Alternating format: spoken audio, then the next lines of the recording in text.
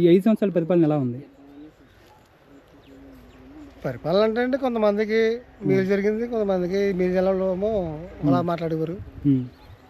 మీకు ఎలా అనిపిస్తుంది? నాకు మట్టుకైతే బాగానే ఉందండి.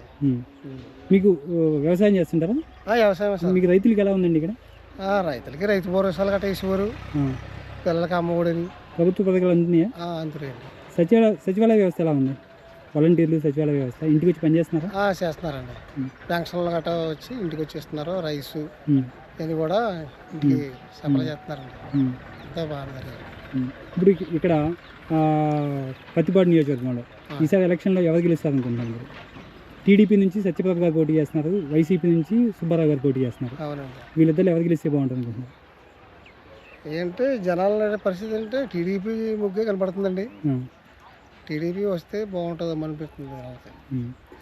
ఒకవైపు టీడీపీ, జనసేన, బీజేపీ కలిసి పోటీ చేస్తున్నాయి, ఒకవైపు జగన్మోహన్ రెడ్డి వైసీపీ పార్టీ పోటీ చేస్తుంది. నేను ఒక్కడిని ఒంటరిని చేశారు, వీళ్ళంతా కలిసి పోటీ చేస్తున్నారు, నాకు ఓటేయండి అని అడుగుతున్నాడు. అది జనాల అభిప్రాయం బయట ఉంటుందండి. మనం అది జనాల అభిమానంతో ఈ శివులు వేస్తారు.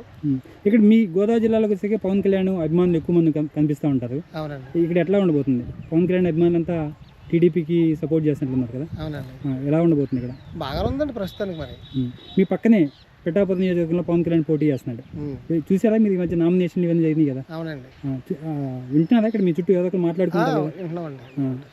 పవన్ కళ్యాణ్ గెలుస్తాడంట అక్కడ? వస్తుందని అనుకున్నారండి యూత్ అంతా. మరి జనసేన బాగానే ఉంది, అది కూడాను అంటున్నారండి. మీకు ఇక్కడ ఇంతకాలం పాటు ఇక్కడ మీకు ఎంపీగా వంగా గీత పనిచేశారు. ఎవరైతే పవన్ కళ్యాణ్ మీద వైసీపీకి నుంచి పోటీ చేస్తున్నాను, మీకు ఎంపీగా పోటీ చేశారు. మీరు ఎప్పుడైనా చూసారా అని? చూసారండి. పనిచేస్తే ఇక్కడ జనాలకి ఏమైనా పనులున్నా, ఏమైనా అవసరాలున్నా అందుబాటులో ఉంటుందా? ఆవిడంటే అండి ఇప్పుడు వరకు మనకి ప్రసాద్ గారు ఎమ్మెల్యే అయిన తర్వాత ఈయన ద్వారానే చేసేవారు. మరి ఆవిడ వచ్చి మనకేమి టచ్ చేసినట్టు లేదండి ఇక్కడ. ఆమె పోటీ చేస్తుంది పవన్ కళ్యాణ్ మీద, మరి ఆమె గెలిస్తే పవన్ కళ్యాణ్ గెలుస్తాడు అనుకుంటున్నారు. పవన్ కళ్యాణ్ వస్తారు అనుకుంటున్నాం అండి. Okay, thank you.